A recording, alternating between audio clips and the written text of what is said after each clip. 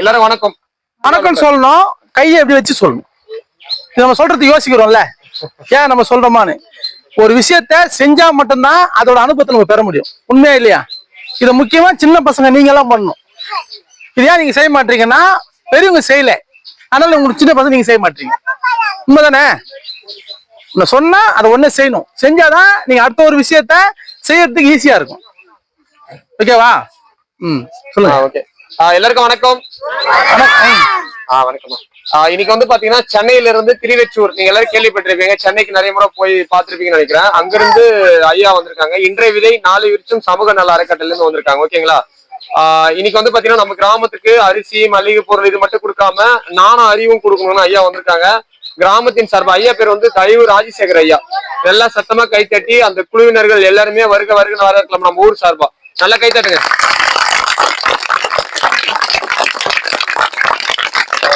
ஐயா வந்து பாத்தீங்கன்னா இந்த ஸ்டான்லி ஹாஸ்பிட்டல் தெரியல, அங்க ஜிஹெச் எல்லாம் தெரியல, நம்ம ஹாஸ்பிட்டல் எல்லாம் அங்கெல்லாம் வந்து கஞ்சி சாப்பாடு கஞ்சி எல்லாம் கொடுக்குறாங்க எல்லாருக்குமே. இந்த நோய் வாய்ப்பட்டு வரவங்களுக்கு எல்லாருக்கும் சாப்பாடு போடுறாங்க. அதுக்கப்புறம் இந்த வாயில்லாத 5 அறிவு குழந்தைகள் இருக்குல்ல, நாய்கள்லாம் இருக்குல்ல, பறவைகள் நாய், அவங்களுக்கும் உணவு கொடுக்குறாங்க.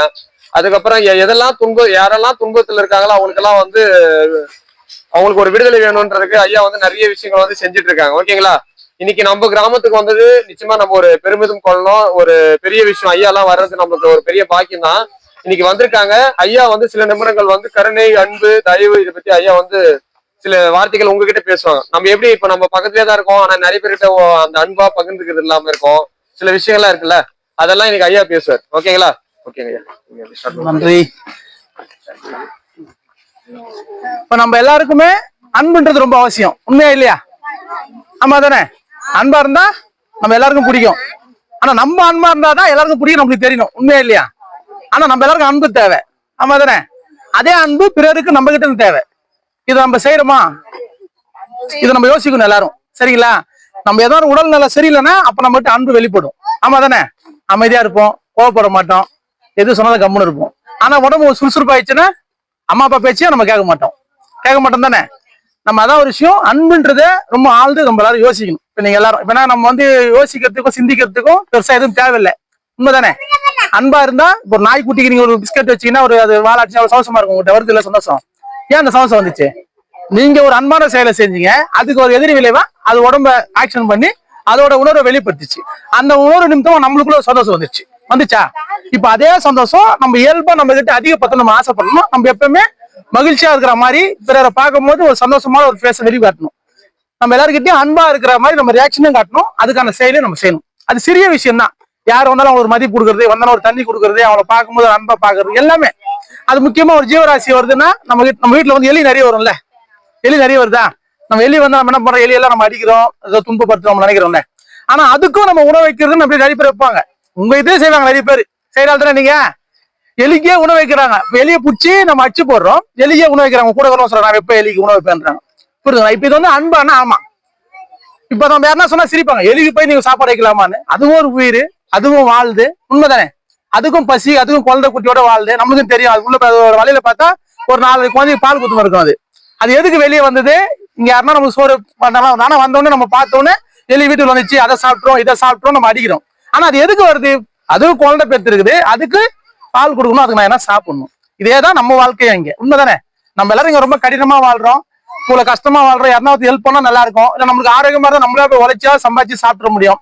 இந்த மாதிரி விஷயம் எல்லாத்துக்குள்ளே இருக்குது. அப்ப நம்ம எல்லாருக்கிட்டையும் அன்பை காட்டணுன்றது இயல்பா நம்ம பண்ணணும். உண்மைதானே? வீட்டுக்கு வெளியே ஒரு செடி வச்சா கூட அந்த செடியை நீங்க காலையில வந்து தடவினீங்கன்னா அது சந்தோஷப்படும். சரிம்மா உங்க எல்லாருக்கும்? உண்மைதானே? இப்ப நம்ம எல்லாருமே நம்ம அன்பை வெளிப்படுத்த நம்ம ஆசைப்பட்டாலே நம்ம ஆனந்தமா இருப்போம். நம்ம அன்புன்னா என்ன அர்த்தம் பாத்தீங்கன்னா, அன்புனா தான் உயிர்னு அர்த்தம். உயிர். இப்ப நம்ம எல்லாம் உயிர் தானே? தெரியுமா? நம்மளாம் உயிர் தானே? ஆமாவா இல்லையா?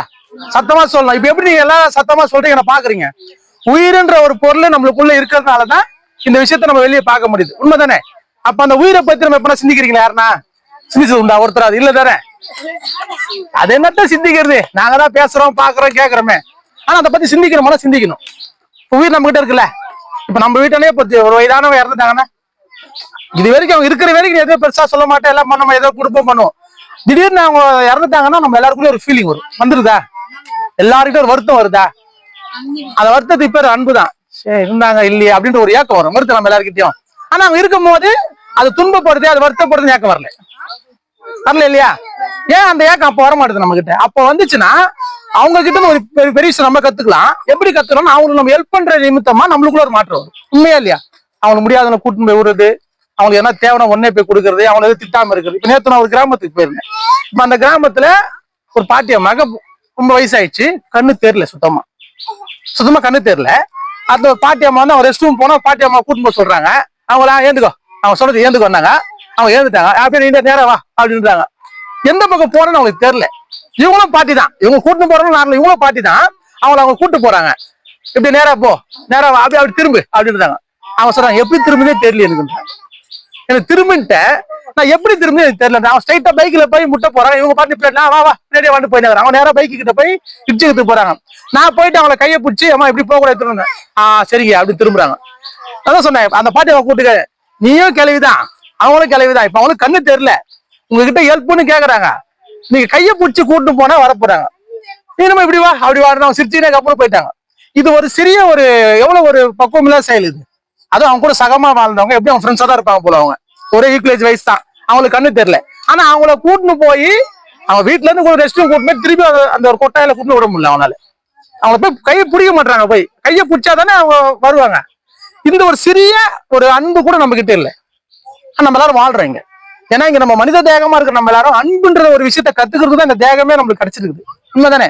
இங்க எல்லா ஜீவராசிட்டும் பாருங்களேன், எவ்வளவு கடினமான அன்பு வெளிப்படாது கிட்ட. உண்மைதானே? நம்ம மட்டும்தான் இப்ப எந்த ஜீவராசியும் அதை போய் அவசியத்துல எதுவும் தாக்காது. நம்ம மட்டும்தான் இங்க நம்ம அதிகமா பயம். யாரை பார்த்து யாருக்கு பயம்? மனிதனை பார்த்தா மனிதனுக்கு பயம். வேற எதனா பத்தி பெருசா பயப்படுறீங்க யாருன்னா? இல்லதானே? அது நல்லா தெரியுமா? யாரை பார்த்து? மனுஷனை பார்த்தா தாங்க பயமாகுது. சொல்றதே மனுஷன் தான். அப்ப நம்ம எதை மாத்திக்கணும்? நம்ம எதை தெரிஞ்சுக்கணும்? இங்க ரொம்ப அதிகமா அன்புன்ற விஷயத்த நம்ம அதிகமா தெரிஞ்சுக்கணும். அந்த அன்பு எங்க வெளிப்படும்னா ஜீவராசி கிட்ட அது அதிகமா வெளிப்படும். ஏன்னா அதோட அறியாமன்னு ஒண்ணு இருக்குது, அதுக்கு வலின்னு ஒண்ணு இருக்குது. அப்ப அது ஒரு வருத்தம் இருக்கும். அதுக்கு நீ எதனா ஒரு உதவி பண்ணும் போது அந்த ஒரு உதவி பண்ணும்போது அதோட அவுட்புட் நம்ம பார்க்கலாம். அது மகிழ்ச்சி ஆகுறது, அது நம்மளுக்குள்ள ஒரு சந்தோஷம் ஏற்படுது, நம்மள்ட்ட ஒரு நிம்மதி ஏற்படுத்த நம்ம பார்க்கலாம். அப்ப நம்ம அன்புன்ற ஒரு விஷயத்த நம்ம எல்லாரும் ஆழ்ந்து சிந்திங்க. அன்புதான் நம்மளுக்கு ரொம்ப அவசியமான விஷயம். அன்புன்னா அதுக்கு பேர் உயிர்னு அர்த்தம். இங்க இருக்கிற எல்லா பொருளுக்குள்ளயும் உயிர் இருக்குது. அந்த உயிருக்கு காரணமா தான் நம்ம எல்லாரும் ஏங்குறோம், எல்லாமே ஏங்குறோம். உண்மைதானே? இங்க இருக்கிற எல்லா பொருளுமே ஏங்குது. இப்ப மரத்து உயிருக்கு தான் ஆமான்னு சொல்லுவீங்க, ஆமா தானே? நம்மளுக்கு உயிருக்கு தான் ஆமான்னு சொல்றோம். ஆனா இந்த பொருளுக்கு உயிருக்கு தானே நம்ம இல்லைன்னு சொல்லுவோம். ஆனா இந்த பொருளுக்குள்ளயும் உயிர் இருக்கிறனால தான் நம்ம மாதிரி சேரா உட்காந்துக்குது. உண்மைதானே? இங்க எல்லா பொருளுக்குள்ளயும் உயிர் இருக்குது. அந்த உயிர்னா அதுக்கு பேர் அன்புன்னு அர்த்தம்.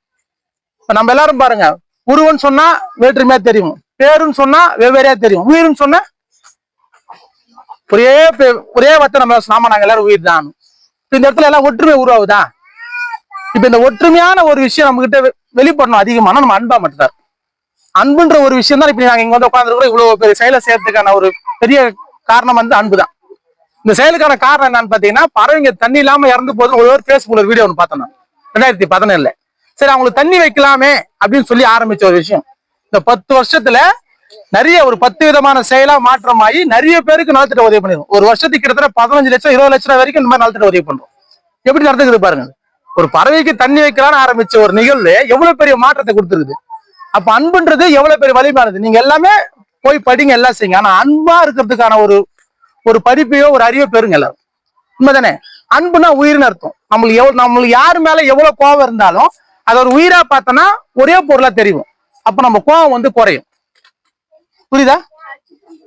அப்ப நம்ம எல்லாத்தையும் உயிரா பார்க்கணும். உயிர்னா அந்த உயிருக்கிற ஒரு பொருளை நம்ம அவசியத்தை காயப்படுத்த முடியாது. உண்மைதானே? காயப்படுத்தினா நம்மளுக்குள்ள அவங்க நம்மளுக்கு திருப்பி எதனா காயப்படுத்துவாங்க, படுத்த மாட்டாங்களா? ஒரு நாயை நம்ம அடிச்சோம்னா நாய் திருப்பி நம்ம கடிக்க வரும், இல்ல பயந்தாவது ஓடும். ஏன்னா அதுக்கு வலிக்கும் நம்ம எல்லாருக்கும் தெரியும். உண்மைதானே? ஆனா அதே போல இங்க இருக்கிற எல்லா உயிருக்குள்ளயும் அந்த தன்மை உண்டு. ஆனா அந்த தன்மை இந்த சேட பொருளுக்குள்ளயும் உண்டு. இந்த சேர் இருக்குது இல்லையா, இந்த சேருக்கும் வலிக்குமானா வலிக்கும்ன்ற அளவுக்கு நம்ம அன்பு வரும். இதுக்குள்ள உயிர் இருக்குதானா? உயிர் இல்லை தானே? உங்க எல்லாரும் தெரியுமா இதுல உயிர் இருக்குதானா? உயிர் இல்ல. ஏன்னா இது ஜட பொருள், இதுல உயிர் கிடையாது நம்ம எல்லாரும் சொல்லுவோம். ஆனா இதுக்குள்ள உயிர் இருக்குது. உயிர்னு ஒரு இருக்கிறனால தான் நம்ம கிட்ட சேர் மாதிரி உட்காந்துக்குது முன்னாடி. இது நம்மள மாதிரியா தான். இது ஒரு காலகட்டத்துக்கு மேல இதுவும் இறந்து போயிடும். இறந்து போமா போவாதா? கரெக்டா இறந்து போயிடும்ல. இப்ப இறந்து போயிட்டா இப்ப அதுக்கு உயிர் இருக்குதுன்னு அர்த்தம். இப்ப அது வாழ்தானா? வாழ்து. இப்ப இது பார்த்தா ரொம்ப பழமையான சேர், வயசான சேர். இது உண்மையா இல்லையா? ரொம்ப பழசாயிடுச்சு. இன்னும் மிஞ்சி போனா 1 வருஷம் 2 வருஷம் வரலாம். இப்ப இது முதிர்ச்சிக்குள்ள இருக்குது, நிறைய அனுபவத்தை பார்த்துருக்குது. அப்ப இதுவுமே இறக்குற தருவாயில இந்த சேர் இருக்குது. இதுவே புதுசா ஒண்ணு வந்தா அது புதியது, இது பழையது. இப்ப அந்த புதியதான ஒரு பொருளுக்குள்ள எவ்வளவு ஸ்ட்ரென்த் இருந்தோ அந்த ஸ்ட்ரென்த் இன்னைக்கு குறைஞ்சிருக்குது. இப்ப நம்மளும் அப்படிதான், குழந்தையா இருக்கும்போது நல்லா வலிமையா இருக்கிறோம், வளர வளர முதுமை வருது, நோய் வந்து இறந்து போறோம். அதே விஷயம் இந்த ஒரு பொருளுக்குள்ளயும் நடக்குது. அப்ப நம்ம எல்லா பொருளையுமே நம்ம உயிரா பார்க்கும் போது என்னன்னா நம்ம கிட்ட அன்பு அதிகமாகும். புரிஞ்சுதா? இப்ப நீங்க எல்லாரும் பாருங்க, இப்போ ஒரு கையில வளையல் போட்டிருக்கிறியா, அந்த வளையல் எதுக்கு போட்டிருக்கிற? அழகா இருக்குது, அதான காரணம். அப்ப அழகா இருக்குதுன்னா அதுக்குள்ள உயிர் இருக்குதுன்னு அர்த்தம். ஏன்னா அதுக்கு ஒரு உருவம் இருக்குது. இருக்குதா? வளையல்னு ஒரு உருவம் இருக்குது, அது அழகா இருக்குது. அதை நீ போட்டதுனால உனக்கு அழகா தெரியுது. பாக்குறோம் நல்லா இருக்குதுமா வளையல் போட்ட உடனே சொல்றாங்களா? நீ நல்லா இருக்கு சொல்லாங்க, வளையல நல்லா இருக்குதுன்னு சொன்னாங்க. அப்ப அந்த வளையலுக்குள்ள ஒரு உருவம் இருக்குது, அதுக்குள்ள ஒரு உயிர் இருக்குது, அதுக்கு ஒரு வாழ்க்கை இருக்குது. அந்த வாழ்க்கைன்றது அது இருக்கிற வரைக்கும் நீ அந்த அளவுக்கு அதுக்கிட்ட அன்பா இருந்தன்னா அந்த வளையல்னா யாரும் நமக்கு தெரிஞ்சுக்கலாம். ஏன்னா இங்க இருக்கிற எல்லா பொருளுக்குள்ளயும் உயிர் இருக்கும். அந்த உயிர் இருந்தா மட்டும்தான் எல்லா பொருளும் இருக்கும். என்னைக்கு அது அதை விட்டு அது உயிர் பிரியுதோ அன்னைக்கு அது குப்பைக்கு போயிடும். இப்ப புரிஞ்சுதா? அப்ப எல்லா பொருளையுமே நம்ம உயிரா பார்க்கணும். உயிரா பார்க்கும் போது நம்ம கிட்ட உன்னோட அன்பு அதிகமா, உன்னோட கருணை தன்மை கூடும். நீ சாதாரணமா ஒரு விஷயத்த சிந்திச்சு பாக்குற விஷயம் ரொம்ப சூப்பரா சிந்திச்சு பார்க்க முடியும். இப்ப நீங்க எல்லாம் படிக்கிறீங்க இல்லையா, உங்களோட படிப்புல நிறைய அறிவு கத்தணும் ஆசை இருக்குதுல்ல. ஒரு படிப்பு காட்டினா ரொம்ப சூப்பரா நம்ம கத்தணும், நல்ல பேர் எடுக்கணும், நல்ல மார்க் எடுக்கணும் தோணுதா? அந்த எண்ணம் உங்களுக்கு வந்த உடனே அன்புன்ற ஒரு விஷயமா எல்லாத்தையும் உயிரா பாத்தீங்கன்னா கூட ஒரு புக் இருக்கு வச்சுக்க, அந்த புக்கை எந்த அளவுக்கு ரெஸ்பான்சிபிலிட்டியா பார்ப்போம், புக்கை தான் பார்க்க முடியும். உண்மைதானே?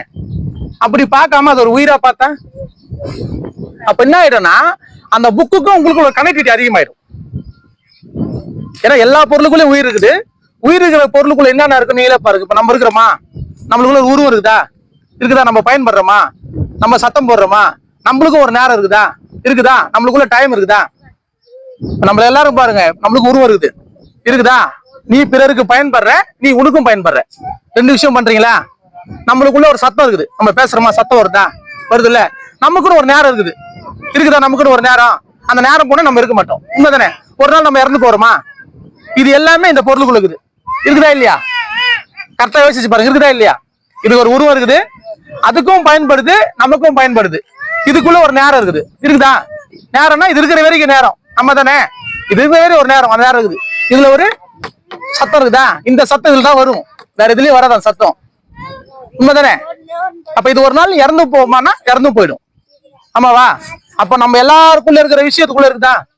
புரியுதா நான் சொல்றது? அப்ப இருக்குதுன்னா அப்ப அதுக்குள்ள உயிர் இருக்குதுன்னு அர்த்தம். அப்ப உயிர் உள்ள ஒரு பொருளை நம்ம அன்பா அணுகுனா என்ன ஆகும்? ஒரு நாய்க்குட்டி இருக்குது, ஒரு நாய்க்குட்டிய நீங்க வந்து கோவமா பார்த்தாலும் இல்ல கலத்தி கச்சல் என்ன பண்ணும், உங்களுக்கு கடிக்க வரும்ல. உங்களை பார்த்து நீங்க அதை பார்த்தா நீங்க பயப்படி, உங்களை பார்த்தா அது பயப்படும், உண்மையா இல்லையா? ஆனா அதுக்கிட்ட அன்பா இருந்தா அது பார்த்த உடனே நீங்க பார்த்த சந்தோஷம் வரும், அது உங்களை பார்த்து வாழாட்டி ஓடி வரும், வராதான்? அந்த மாதிரி நீங்க இருக்கிற யூஸ் பண்ற எல்லா பொருளையும் அப்படி பார்க்கணும். அது முக்கியமா இப்ப நீங்க கல்வி கோசம் போறீங்க இல்லையா, படிப்பு கோசம், அப்ப அந்த பொருள் அந்த மாதிரி பார்த்தா எப்படி இருக்கும் யோசிச்சு பாருங்க. இப்ப ஒரு புக் இருக்குது, நீங்க எழுதுற பேனா இருக்குது, உண்மைதானே? உங்களுக்கு ஸ்கூல் யூனிஃபார்ம் இருக்குது, நம்ம யூஸ் பண்ற செருப்பு இருக்குது, நம்மளுக்கும் ஒரு பேக் இருக்குது, நம்மளுக்கும் ஒரு ஸ்கூல் இருக்குதா? இப்ப அதெல்லாத்தையும் நம்ம பாக்குற விதத்தை மாத்தி பார்க்கணும். எல்லாத்தையும் உயிரா பார்த்தா என்ன ஆகும்? அந்த புக்ல இருக்கிற வார்த்தை எல்லாம் நீ படிக்காம உனக்கு மனப்பாடம் ஆகும். ஏன்னா உன்ட்டு அன்பு அதிகமாயிடுச்சு. அதோட தன்மையில உனக்கு சொல்லி கொடுமா, சொல்லி கொடுக்காதா? ஒரு நாய்க்குட்டி கிட்ட நான் சொல்ற மாதிரி அன்போட என்ன பண்ணும், அந்த நாய்க்குட்டியோட அனைத்து விதமான சேட்டையை நீ பார்க்க முடியும். பார்க்க முடியுமா, முடியாதா? அதோட அனைத்து விதமான மகிழ்ச்சியான வெளி தோட்டத்தை உங்களால பார்க்க முடியும் தானே? அப்ப அதே போல எந்த ஒரு பொருளையுமே நீ உயிரா பார்க்கும் போது அதோட தரத்தையும் தன்மையும் சொல்லி கொடுக்கும். எனக்கு அப்படிதான் சொல்லி கொடுத்தது. நான் பறவைகளுக்கெல்லாம் தண்ணி தான் வச்சேன். அதை தண்ணி வைக்கும் போது எனக்குள்ள ஒரு பெரிய அறிவு வந்தது. அவங்க தண்ணி வச்சா அவங்க தண்ணி குடிச்சிட்டு போனாங்க, எனக்கே அந்த மாற்றம் வரணும். எல்லா பொருளையும் நான் உயர்வா பார்க்க பழகிட்டேன். நான் அந்த உயிர் இறந்து போதே தண்ணி வச்சா நல்லா இருக்கும் இல்லையா நினைச்சேன். அதை நினைச்சு அதுக்குன்னு ஒரு பொருளை உருவாக்குறேன். அந்த பொருளை உருவாக்கி அதுல தண்ணியை ஊத்தி நான் வைக்கிறேன். வச்ச உடனே அவங்களுக்குள்ள ஒரு பெரிய தாகம். ஏன்னா தாகன்றது ரொம்ப முக்கியம் இல்லையா? தண்ணி தாகம் எடுக்கும் போது நீர் கிடைக்கலன்னா அவ்வளவு கஷ்டம். அப்ப அந்த உயிர் வருத்தப்படுமே நான் நினைச்சு அவங்களுக்கு தண்ணி வைக்கணுமே வைக்க ஆரம்பிச்சு. இப்ப அந்த ஒரு காரணத்தினால இன்னைக்கு இவ்வளவு பெரிய செயல் செய்யுது. எல்லாருக்கும் நான் அறிவுன்ற ஒரு விஷயத்த கொடுக்குறாலும் ஒரு பெரிய பக்குவமே வந்துது. இப்ப எல்லாத்தையுமே என்னால உயிரா பார்க்க முடியுது. எல்லாருக்கிட்டையும் அன்பா இருக்க முடியும், எல்லா பொருளுக்கிட்டையும் அன்பா இருக்க முடியுது. இப்ப அதனால ஆச்சுன்னா பெரிய பெரிய கிளாஸ் மாஸ்டருக்குலாம் நான் கிளாஸ் எடுப்பேன். எனக்கு படிக்கவே தெரியாது, நான் இது ஸ்கூலுக்கு போனது கிடையாது. பாத்துங்க, இப்ப நான் பெரிய பெரிய காலேஜ் ப்ரொஃபஸர் இல்லாம நான் கிளாஸ் எடுப்பேன். எப்படி என்னால முடியுது? அன்பா இருந்ததுனால முடியுது. இப்ப நீங்க எல்லாருக்கும் அந்த ஆசை இருக்குது இல்ல? இந்த சின்ன வயசு, இந்த வயசுல நீங்க எல்லாரும் அன்பா இருந்தீங்கன்னா இந்த மாற்றத்தை நீங்க எல்லாரும் பெறலாம். அப்ப நம்ம எல்லாத்தையும் உயிரா பார்க்கணுன்ற ஒரு குணத்தை பழுத்துங்க. எல்லாத்தையும் உயிரா பாக்குறது நம்ம எல்லாத்தையும் அன்பா அணுகிறது.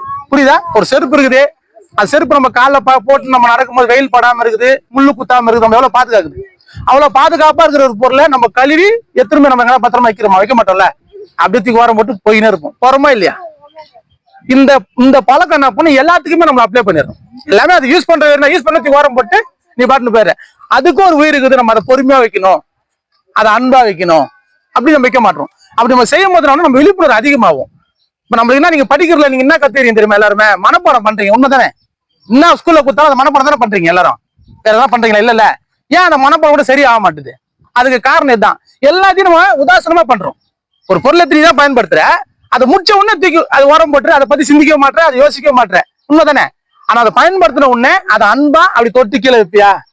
வைக்க மாட்டீங்க. இல்ல ஒரு புக்கு ஒரு முத்தம் குத்துருப்பீங்களா நீங்க? யாராவது நீங்க வந்து படிக்கிறீங்க, பண்ண மாட்டீங்கல்ல? பண்ணிருக்கீங்களா? ஏன் பண்ணக்கூடாது? இதுவே நீங்க கோயில சிலையை பார்த்தா சாமியை பார்த்தா கொண்டுறோம்ல. ஆனா நம்ம பயன்படுற பொருள் எல்லாத்தையுமே நீங்க சாமியாவும் அதை ஒரு சிலையாவும் அதை ஒரு கடவுளும் நம்ம பார்க்கலாம் தானே? அதான் நம்மளை காக்குது. இப்ப நீங்க வீட்டுல இருக்கிறீங்க, இப்ப எல்லாரும் வீட்டுல இருக்கீங்களா? அந்த வீடு எப்படி இருக்குது? எவ்வளவு வீடு சின்னதா இருந்தாலும் எவ்வளவு இட கூடமா இருந்தாலும் அந்த வீட்டுல போய் நைட்ல பத்தி நம்ம தூங்குறோம். அது நம்மளுக்கு ஒரு ஆதரவு கொடுக்குது இல்ல? இந்த வெயில்ல நம்மளை காக்குது இல்ல? ஒரு நாள் அந்த வீட்டை ஒரு நாள் தொட்டு முத்தம் கொடுத்துருப்பீங்களா? யாருன்னா ஏன் பண்ணல? உன்னை பாதுகாக்குது, உனக்கு தேவையான தன் நன்மையை கொடுக்குது, உண்மைதானே? ஏன் நம்ம அதை பண்ண மாட்டோம்? ஏன்னா நம்ம கிட்ட அந்த அன்பு வெளிப்படாதனால நான் ஏன் அதை பண்ணணும் சொல்லி கொடுக்கல யாரும், தெரியல. அதனால நம்ம பண்ணாம இருக்கிறோம். ஆனா நம்ம எல்லாருமே எல்லா பொருள் மேலயுமே அன்பு வச்சா நம்ம யாருன்ற அறிவை புரிஞ்சுக்கலாம். நீங்க வந்து அதீதமா எல்லாத்தையுமே ஈஸியா கத்துக்க முடியும். நீங்க மனப்பாடம் பண்றீங்க பாருங்க, மனப்பாடத்தை நிமிஷ நேரத்துல கத்துக்கலாம். புதுசா ஒரு பாடத்தை நீங்களே உருவாக்கலாம். நான் சொல்ற மாதிரி அன்பா இருந்தா இது முடியுமா? முடியாது. அவனால முடியல. ஏன்னா இப்ப சின்ன வயசு உங்களுக்கு. இந்த வயசுல அன்புன்ற ஒரு விஷயத்த ஆழ்ந்து புரிஞ்சுக்கணும். இங்க எல்லாத்தையும் உயிரா பாத்தீங்கன்னா உங்ககிட்ட கோவம் வராது, வெறுப்பு வராது. அப்ப என்ன ஆகும்னா எல்லாத்தையும் ஈஸியா கத்துக்க முடியும். ஏன்னா நம்மகிட்ட ஒரு கோபமும் வெறுப்பு இல்லைன்னா எந்த விஷயத்த நீங்க செய்றீங்களோ அதை சரியா செஞ்சு அந்த அனுபவத்தை பெற முடியும். புரியுதா? அப்ப நீங்க எல்லாத்தையும் உயிரா பாப்பீங்களா? முக்கியமா உங்களுக்கு தான் பாடம். ஏன்னா அவங்க எல்லாம் வந்து ஆல்ரெடி முடிச்சுட்டாங்க. சரியா? இப்ப நீங்க தான் இதுக்கப்புறம் வளர்ந்து வர போறீங்க. பெரிய அனுபவத்தை பெற்று இங்க பெரிய மாற்றத்தை கொடுக்கணும், உண்மைதானே? அப்ப நீங்க எல்லா பொருளையும் உயிரா பார்க்கும் போது ஒரு பெரிய மாற்றம் வரும். இங்க எல்லா பொருளுமே உயிரா இருக்குது. உயிர்னா அதுக்கு பேர் அன்புன்னு அர்த்தம், உண்மைதானே? எல்லாத்தையும் நம்ம உயிரா பாக்குற பழக்கத்தை உருவாக்குங்க, உங்களுக்குள்ள ஒரு பெரிய மாற்றம் வரும். இப்ப நான் வந்து பேசுனதை பெருசா எடுத்துக்கின்னு இதை பயன்படுத்தணும். யாரு ஒருவரை சரியா பயன்படுத்துறீங்களோ உங்களுக்குள்ள வர மாற்றத்தை அந்த உணரும் போது உங்களுக்கு தெரியும். சரியா? இப்ப நான் வந்த நாளுக்கு இந்த பொருள் எல்லாம் தந்துக்கிறேன், இப்ப நான் கொடுக்கணும். அதுக்கு முன்னாடி உங்களுக்கு இப்ப நான் கொடுத்துற மாதிரி இதுதான் பெரிய பொருள். இதை நீங்க பயன்படுத்துனீங்கன்னா இந்த பொருளோட வேல்யூஸ்ல நீங்க அன்னைக்கு தெரிஞ்சுக்கலாம். சரியா? மிக்க நன்றி.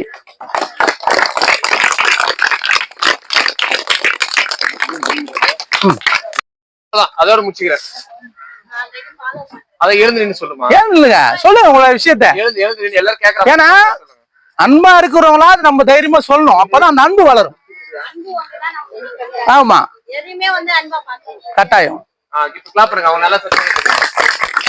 இன்னும் ஓகே. யாராவது நம்ம சைடுல பெண்கள் பேர் எதுவுமே ஜெயிக்கிறாங்க. நம்ம ஆண்கள் சைடுல யாராவது எழுதுறீங்க, எங்களை அசிங்கம் தெரியாது. எழுதுங்க, இல்ல உட்காந்து கூட சொல்லுங்க, பரவாயில்ல. பாக்குற பொருள் எல்லாமே அன்பா ஏற்பாடு பண்ணீங்க. இது சொன்னதை அவங்க கரெக்டா அப்சர்வேஷன் பண்றாங்க. அவங்களுக்கு கை தட்டுங்க. பாக்குற எல்லா பொருளுமே தான் அன்பு செலுத்தும். குழந்தைங்க யாராவது ஒருத்தர் ஐயா பேசுறது எனக்கு பிடிச்சது. சொல்லுங்க. பத்தியா, இந்த ஒரு வார்த்தையே உங்களால திருப்பி சொல்ல முடியல. இவ்வளவு நான் பேசணும்னா ஐயா நீங்க பேசுன உயிர்னு சொல்றது ரொம்ப பிடிச்சிருந்தது, அன்பா இருக்கும் சொல்றது ரொம்ப பிடிச்சி, இதை கூட சொல்ல முடியல. என்ன காரணம்? சும்மா யோசிச்சு பாருங்களேன். உண்மையில என்னன்னா நம்மகிட்ட ஒரு அறியாம இருக்குது, ஒரு பயம் இருக்குது. ஆனா அதெல்லாம் இருக்கவே தேவையில்லை. ஏன்னா நம்ம கிட்ட சரியான அன்பு இல்லாதனால அறிவு கம்மியா இருக்குது, தைரியம் குறையுது. அன்பா இருந்தா தைரியம் அதிகமாயிடும். சொன்ன விஷயத்த அப்படியே எடுத்து ஈஸியா சொல்ல முடியும், உண்மைதானே? இதுக்கப்புறம் அடுத்த வாட்டி நீங்க எங்க கிளாஸ்ல எது பண்ணாலும் இந்த அன்புன்ற விஷயத்த நீங்க அதிகமா அப்ளை பண்ணீங்கன்னா நீங்க அதிகமா எந்த கேள்வி கேட்டா அது பதில் ஒன்னே சொல்லலாம். யாரு என்ன பேசணும் அது அப்படியே ரிப்பீட்டாவது பண்ணலாம், உண்மைதானே? சொல்லி கொடுங்க. நீங்க சொல்லி கொடுத்தீங்கன்னா ஒரு கட்டத்துக்கு மேல அது பழக்கப்பட்டுச்சுன்னா அது வாழ்க்கை சூப்பர் ஆயிடும், பசங்களோட வாழ்க்கை. ஏன்னா அன்புன்ற விஷயத்துக்குள்ள போயிடுச்சுன்னா எல்லா பொருளும் மேலே உயிரா பார்க்கும் போது எந்த ஒரு பொருளையுமே தூச்சனமா போடாது. எல்லாத்துக்கும் ரெஸ்பான்ஸ் பண்ணாலே மூளைக்குள்ள அறிவு ஆக்டிவேட் ஆயிடுச்சுன்னா வேலை செய்ய ஆரம்பிச்சிடும். அப்ப அது சூப்பரா படிக்க ஆரம்பிச்சிடும். வாழ்ந்து சிந்திக்கணும், சொல்லி கொடுக்கணும். அது முக்கியமா ஜட பொருள் சொன்னா அதான் நமக்கு ஈஸி.